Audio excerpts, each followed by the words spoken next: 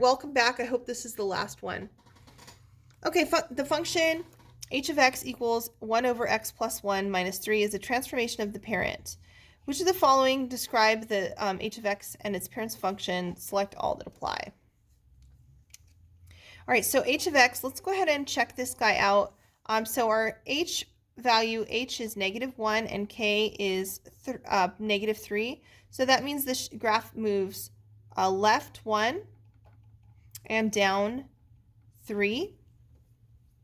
So that means that my parent, y equals 1 over x,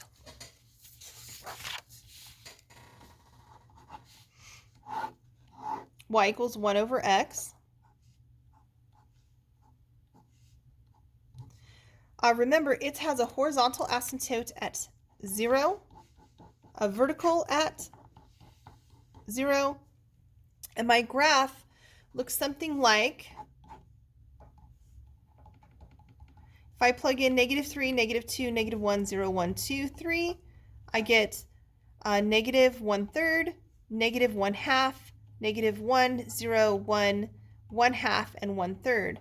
If I plugged in fractional values, it would get larger and larger, or smaller and smaller, I should say, for this side, and larger for this side. So my graph looks something like a half, 1, and then down here at 2.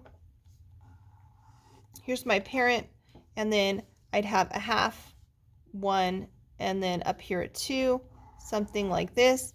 There's the parent. Okay, this graph is going to shift, though, left 1 and down 3. So what's going to happen is that my horizontal asymptote is going to shift over here, and my vertical is going to shift down here, and then my graph is going to be doing something like that. That's my visual. Okay, so it says the x-intercept of h of x is -2 over 3. Well, let's check it. To find the x-intercept, you let y equals 0.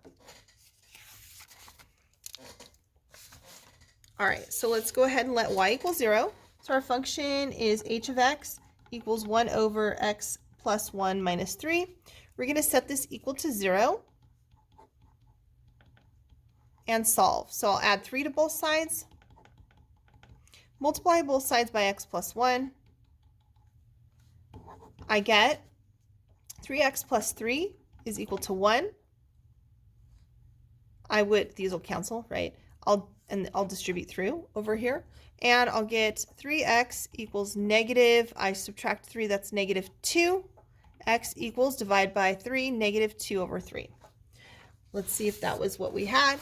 -2 over 3 is true. Yes. The y-intercept is at 3. So let's check that out. To find the y-intercept, you let x equal 0. So if I sub in 0 into my function, h of x equals 1 over x plus 1 minus 3, I'll get y equals 1 over 0 plus 1 minus 3. That equals 1 over 1 minus 3. 1 minus 3 is -2. So my y-intercept is not at 3. My y-intercept is actually at -2. So that is not true.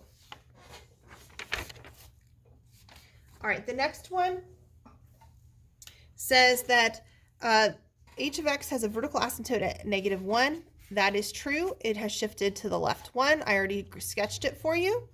But referring back, you can see that the vertical asymptote shifts to the left. So this is true. This says it has a horizontal at 1. That is not true. The horizontal shifted down 3. The horizontal is down here at -3. Then it says h of x is translated up 1. That is not true. It is being translated down 3. And h of x is translated left 1. That is true. Left 1. All right, number 21, let's find that extraneous solution. Remember, extraneous solutions mean they make the denominator 0. So we're going to have to solve this. To solve it, we will need to find the lowest common denominator, the LCD, right, which is x plus 1, x minus 1. And then we'll multiply this guy by whatever's missing to each term. So this one's going to be x plus 3 times x minus 3 over the LCD, right? I'm sorry, 1. I meant x plus 1, not x plus 3. X plus 1 is missing. This one, I'm going to change this right away to a negative 2 out front. It's missing the x minus 1 over the LCD. And this one isn't missing anything. Once I have a common denominator, I can just drop that denominator by multiplying every term by it. I do need to simplify here, so I'm going to distribute and then distribute. Okay, we got x times x is x squared. That's negative 3 times x, 1 times x, and then negative 3. Distribute through, that's negative 2x plus 2, and that should equal x minus 5. Now, this is a quadratic, so I'm going to simplify and get everything over to the same side. I'll do that on a separate sheet of paper because I am running out of room. All right, number 21 continued on. So we've got negative 3x and negative 2x, which is negative 5x. And then plus 1x would be negative 4x. So x squared, that would be negative 2, minus 2 is negative 4x, and then minus 3 and plus 2 is negative 1. That equals x minus 5. Since it's a quadratic, I need to move everything to one side. So that means I'm going to move this x and this 5. X squared minus 5x plus 4 is equal to 0. Now, hopefully it'll factor what will multiply to 4 and add to negative 5, negative 4, and positive 1. Negative 1. So our factors are x minus 4 and x minus 1. Set each of those equal to 0. You get x equals 4 and x equals 1. Now, to find the extraneous solution, we're going to go back to our original, x minus 3 over x minus 1 minus 2 over x plus 1 equals x minus 5 over x squared minus 1. And you can look at your denominator to find your extraneous solutions. If you substitute 4 in, you're fine. But if you substitute 1 in here or here, you're going to get 0 in the denominator, but x cannot equal 0. Sorry, the denominator cannot equal 0, so x cannot equal 1 in either of these denominators. So this is the extraneous solution. We're going to get rid of it. The only valid solution is 4. The last one, yay, number 22.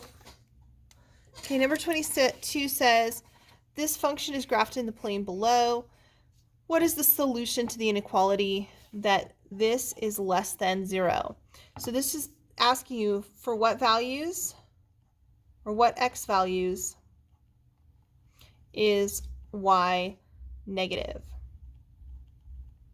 So on the graph, y is negative from here onward. Except, the thing is that on the x-axis, we know there's a vertical asymptote here too. You can see it right here from the denominator of this function. So that means that in between these two values on x, right, from x equals whatever this point is to 2, from whatever this point is to 2, the values are negative. So we have to find this value. Remember, this is our y-intercept, our x-intercept, not our y-intercept. It's our x-intercept. So to find the x-intercept, you let y equals 0 and solve it.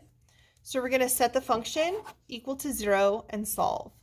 0 is equal to 2 over x minus 2 plus 3. I'll subtract 3 from each side. Negative 3 is equal to 2 over x minus 2. To get rid of the x out of to get the x out of the denominator, I'll multiply both sides by x minus 2. Distribute through. That's negative 3x plus 6 equals 2. Subtract 6. Negative 3x equals negative 4. Divide by negative 3. X equals 4 over 3. So our x-intercept, this point that I was looking for, is 4 over 3. All right, guys, that is all of the review. I hope you study tonight. Have a great night, and I'll see you tomorrow.